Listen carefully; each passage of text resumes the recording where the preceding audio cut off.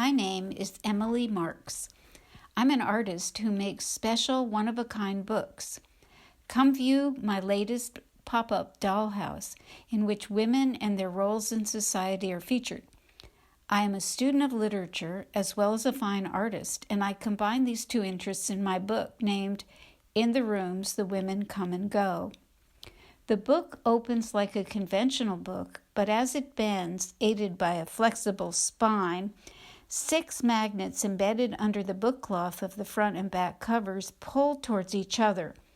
This holds the book open and allows the pop-ups to come forward to their maximum spread. Now the book is a circular sculpture. We begin the first section with the living room on the bottom floor, a Victorian scene with a woman on the couch whose face is buried in a pillow. She is ensconced in a dark maroon interior, accompanied by a black cat. Profiles of a man and woman facing each other adorn the wall above her. The rug on the floor contains an excerpt from The Dollhouse, a play by Heinrich Ibsen.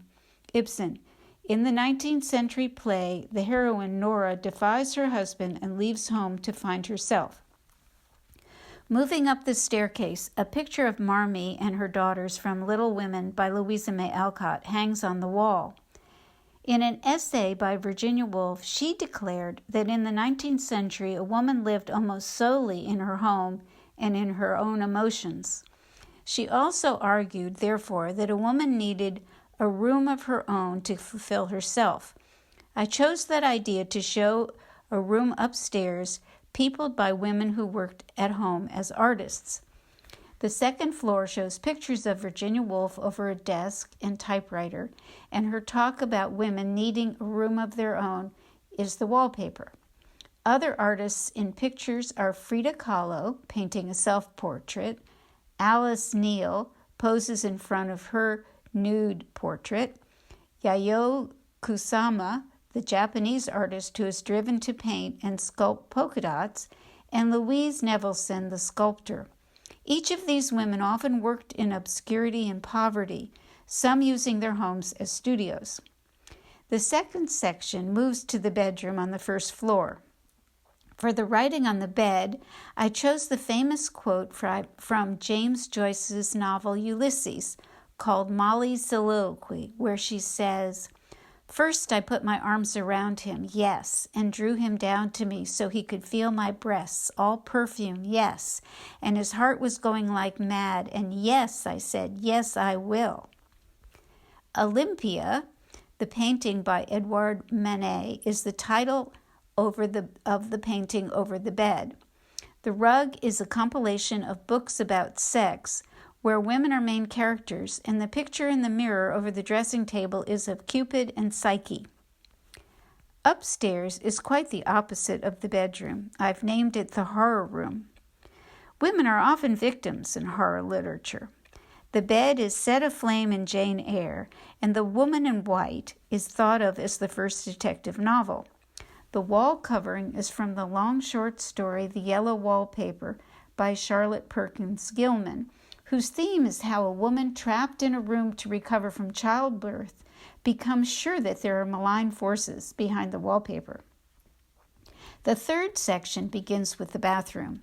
The bathtub contains Ophelia, a painting by John Everett Millay. There are advertisements for shavers, especially for women's legs, and one featuring a maiden-form bra. Snow White's evil witch looks back from the mirror as if to say, "Who's the fairest of them all?" The wallpaper is from the fairy tale called The Little Mermaid by the Danish author Hans Christian Andersen. Unlike the Disney movie, this is a sad tale of an immortal mermaid who falls in love with a prince and gives up her immortality to be close to him. Upstairs is the nursery. A little girl bravely looks like she is climbing out of her crib. She is surrounded by classic children's books, and even a pretend web from Charlotte's Web lurks in the corner. Although it's a friendly scene, the nursery rhyme "Rock-a-bye Baby" adds an ominous note.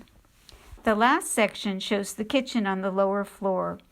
Recipes pasted on the walls are also peppered by pictures of classic cookbooks. A chicken is cooking in the oven and a giant egg sits on the floor. In the refrigerator, John Tennille's drawing of Alice in Wonderland shows her all stretched out after she eats the cake marked "Eat Me."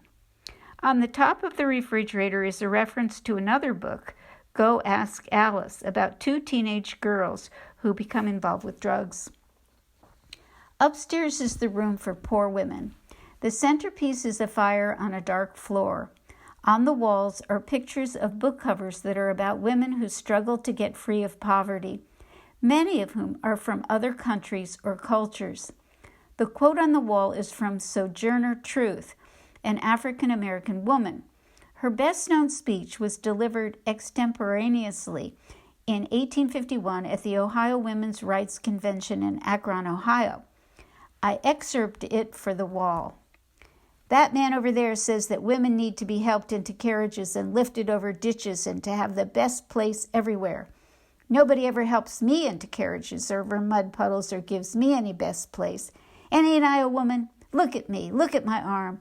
I have plowed and planted and gathered into barns, and no man could head me. And ain't I a woman?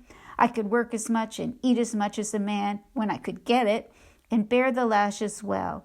And ain't I a woman? I have borne 13 children and seen most of all sold to slavery. And when I cried out with my mother's grief, none but Jesus hurt me. And ain't I a woman? When finished, In the Rooms the Women Come and Go closes into book form to rest in its own box to keep it safe and clean. I hope you have enjoyed my piece. It is not for sale at this time. If you want to ask me questions or see what else I have made, please go to emdands.com. There are other videos on YouTube, and I provide the URLs here. Thank you.